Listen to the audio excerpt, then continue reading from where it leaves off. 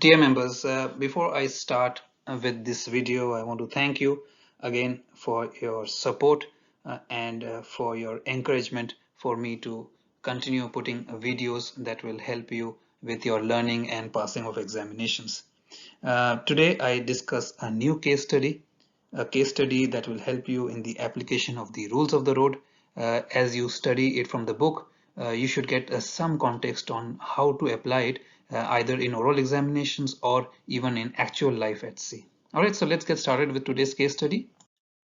So you must have or you will probably see that I will put up this case study on the public platform as well, but in that platform I don't provide my analysis of the scenario, and because you are members I provide you with my analysis, but feel free to critique my analysis or tell me if you disagree with it or agree with it, and how would you have done things differently based on your understanding of the rules, because I believe we can all learn from each other. It helps us to discuss, and that is why you are members, because I want to interact with you on a more personal level and see how you understand material for examination. All right, so without wasting much time, let me get started.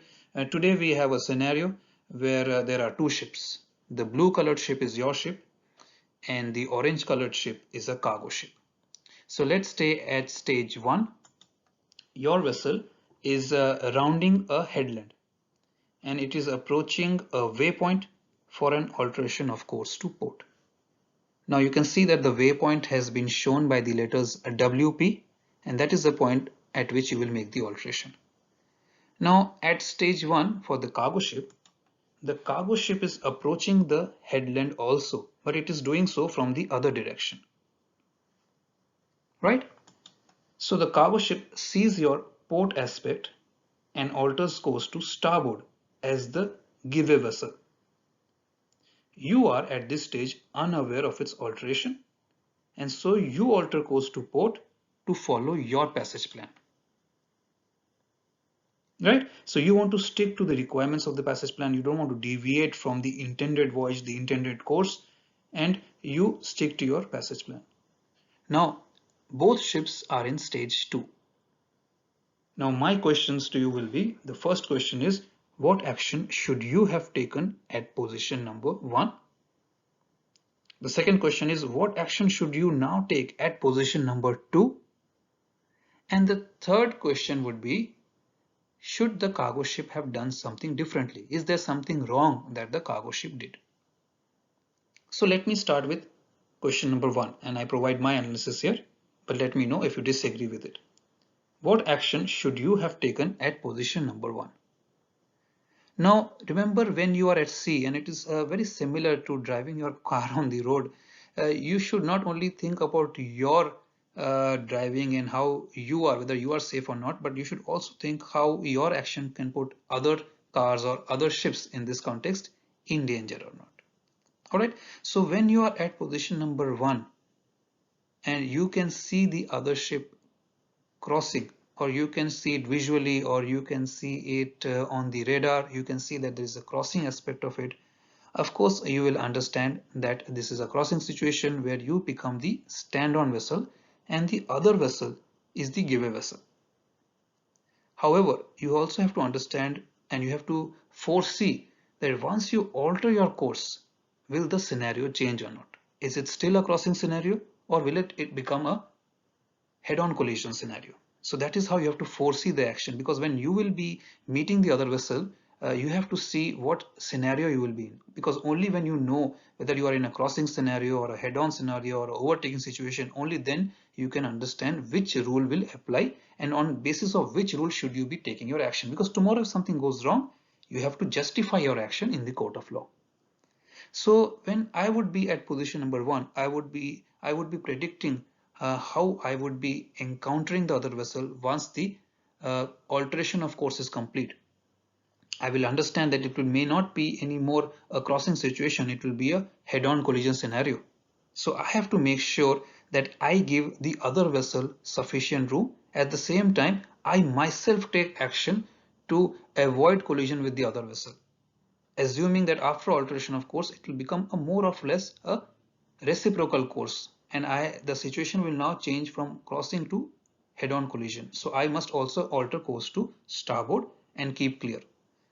Also, altering course to starboard or joining my passage a bit later would not really um, affect my passage overall. So even if you are at stage 1, even if you're thinking of making the alteration to course to port at waypoint, you should foresee how it will impact the voyage, right? So even if you have to delay it, even if you have to go a little bit to the starboard and make or delay your alteration of course, or if you are seeing that the other vessel is altering course to starboard and you want to continue that aspect till the other vessel is passed and clear, then I would continue, especially because I can see that I have sufficient sea room. If this was between two land masses, then it complicates. But here you can see the land mass is only on your port side. On the starboard side, you have sufficient sea room. So even if I have to delay my alteration to course and let it continue to let the other vessel think that it is a giveaway vessel, I would proceed on the same course and delay my alteration of course to port till the time I know that the other vessel has understood my intention and it is finally passed and clear. At position number 2, what action should your vessel have taken now? So this is question number 2. What action should your vessel take now at position number 2? So at position number 2, I would assume this is a head-on collision. This is a head-on collision course. So I know that we are almost on reciprocal courses. So if you see the aspect of the vessels, we are almost on reciprocal courses. So I will make a broad alteration of course to starboard. Even if it's required by more than 50 or 60 degrees, I would make that alteration of course to starboard. Firstly, because I want the other vessel to be able to understand what I am doing, to be able to understand my intention, and also the second reason is because it will give some sea room to the other vessel, the cargo ship as well. Now you can see that the cargo vessel will hesitate to go too much on its starboard side because there is a shallow patch of water. There is a relatively shallow patch of water as indicated by the light blue color. So it doesn't have much sea room to play around with, but you do. On your starboard side, it is well and clear. There is no landmass that I can see on the screen, right? So I would make a broad alteration of course to starboard at position number 2 as well to make sure I pass well and clear of this vessel. We are passing port to port. I alter course to starboard and I make it very clear that in the head-on collision course, I did make a broad alteration enough for the other vessel to notice. The third question was, did the cargo ship do something wrong? Was there something else that the cargo ship should have done? So in my opinion, this is will be based on individual interpretation. Now somebody might say, if you look at the scenario, now we don't know by how much course the cargo ship altered its course, but the cargo ship did realize that it was a crossing scenario when you were both at stage 1, and it analyzed the scenario correctly, and the cargo ship decided that it was the giveaway vessel, which it was, and it made a course of alteration to course to its starboard. Now the problem here is that the alteration of course looks uh, like it was a small alteration of course, maybe not noticeable enough for the other vessel, that is your ship, for it to be noticed, right? Now the reason could be because, like I said before, there's a shallow patch of water on its starboard side. So the cargo ship, if it keeps going to starboard, it has the risk of running into that shallow patch of water, all right, getting close to the land. So that's why it may have made a small alteration of course to its starboard. Now, if I was the cargo ship, I would make a slightly broader alteration to starboard, or I would have altered my course to port, take a round turn, and delayed the action if I was afraid of running into the shallow patch of water. Also, I would have communicated with the other vessel. So even if I didn't know, as the cargo ship, I didn't know that your ship will be ordering to its port and then it will become a head-on collision course, I would, instead of running into the ship or running dangers of running into the shallow patch or the land, in good time, I would delay, or I would make such a broad alteration of course to my port that it becomes noticeable to the other ship. Now one might argue and say that why would you alter your course to port and take a round turn? See, it all comes down to rule number 2, which says that it's pretty much that you follow the you always try to keep the ship safe, right? So you know rule number 2 is responsibility, and it says that in construing and complying with these rules, due regard shall be had to all dangers of navigation and collision, and to any such special circumstances, including the limitations of the vessels involved, which may make a departure from these rules necessary to avoid immediate danger. Now, if you are on the cargo ship and you realize that there is a danger to your navigation, if you are running into a shallow patch, then why not take early action? So at stage 1 itself, why not take early action? You cannot go to starboard, you have sufficient sea room, there are no other ships in the vicinity. Make a broad alteration of course to port.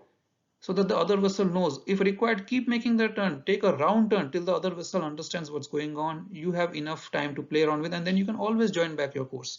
It will always be important for you to keep your ship safe, your crew safe, your cargo safe, rather than you trying to maintain your course and speed, maintaining your track, and then running into a danger of collision. That is worse. It doesn't matter if you spend a couple of tons of, not couple of tons, but some extra fuel oil, or if your vessel gets delayed by half an hour to alter its course or to its ETA. It doesn't make a difference, much difference here in the larger context of things.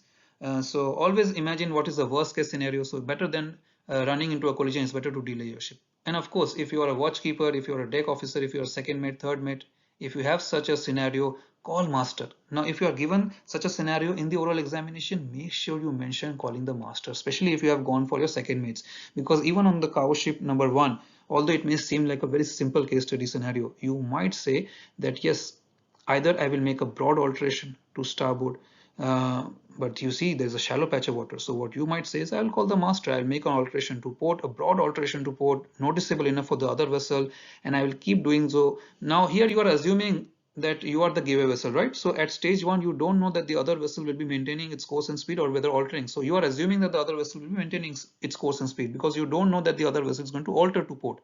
So even if you assume that the other vessel is going to maintain its course and speed, you can still you can have a chat with the other vessel, communicate with the other vessel. But even if you don't want to do that to avoid confusion, go to port, keep going to port, take a round turn till the other vessel passes clear. You will still be clear of the other vessel.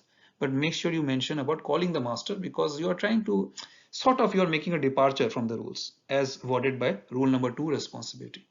So that was my analysis. I answered the 3 questions. I hope you liked my analysis and that you have learned something from it. If you disagree with any of my analysis, please feel free to comment on it, because to be very honest, I want to hear from you guys as to how you interpret the scenario, how you would go about taking action, how you would answer such a case study scenario in the exam. All right. So thank you again for supporting the channel. I look forward to your feedback and comments, and bye. Good luck with your studies.